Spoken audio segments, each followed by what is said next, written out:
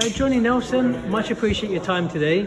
Now, obviously, people these days know you a lot more for your Sky Sports role, but can you remind us? I actually read your book years ago, Long Road to Glory. A lot of the younger generation, let them know about your boxing career. Yeah. I suppose career-wise, it's probably the big message in that is, if you want what you want, go get it, and don't let anybody talk you out of it. I wasn't a great amateur. I was a terrible amateur. So did you lose that 13? Once I turned professional, 13 fights, won 3. Guys that beat me in the amateurs and bullied me in amateurs, I knocked them out cold in my professional career. But if I'd have listened to the people that said you can't, then I'd have just been a can't kind of guy. And so it's about self-belief. It's a transferable skill. And if you think like that, walk like that, talk like that, then you'll achieve everything you want to achieve. Don't make somebody's negativity determine where you're going to go. Sounds great. Something that I think is very concerning when you hear James Ali Bashir, he says there's not a lot of teachers anymore. And when you look at Brendan Ingle, to me, that's someone who, he gave me so much of his time. But that Who guy, said that? James Ali Bashir, he said, there's no teachers anymore in boxing. And Brendan Ingle, whenever I used to spend time there, he used to treat me like a long-lost nephew or something. But do you think that's missing from boxing these days? Massively. You've got young guys that will go to college and university and come out with some letters after their name, and they're claiming to be a coach, they're claiming to be a trainer. They're not. They've just understood about how you're going to reconform your body and get down to weight, whatever. Training, especially boxing training, is not just about getting you fit, it's about training the mind.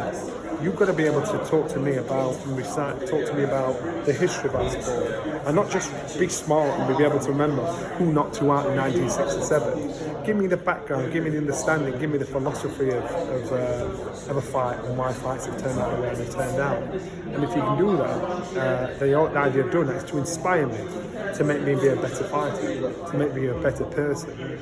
Brendan was, as far as I'm concerned, the last true coach trainer out there. And you've got some pretenders out there. You've got some guys that are not bad. But to me, he was, as far as I was concerned, there's none, if hardly any left. Yeah, I completely agree. Last question I'll ask you for today. I'm going to go to Eritrea in May. I've got certain sporting ambitions. We'll talk about it when I come back. But an important question is, when I'm over there, I want to interview some of the politicians. I want to try and get into political journalism. So once I do it, we'll talk more about it.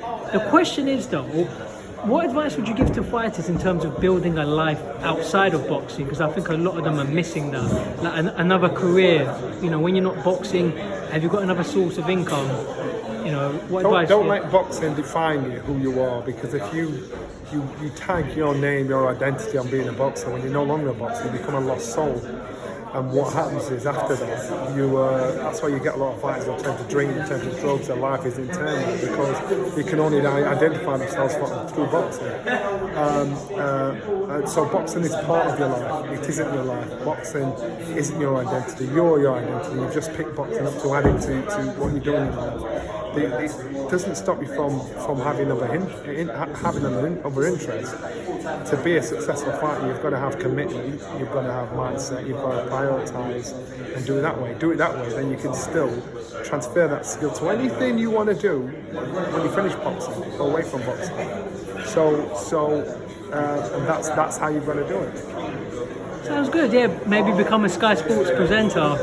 And I actually love the fact that people forgot a box. It means I've done my job. It means I've actually transferred that skill, and people have thought you're actually not bad or you're rubbish at what you do, but still, either way, I've done my job.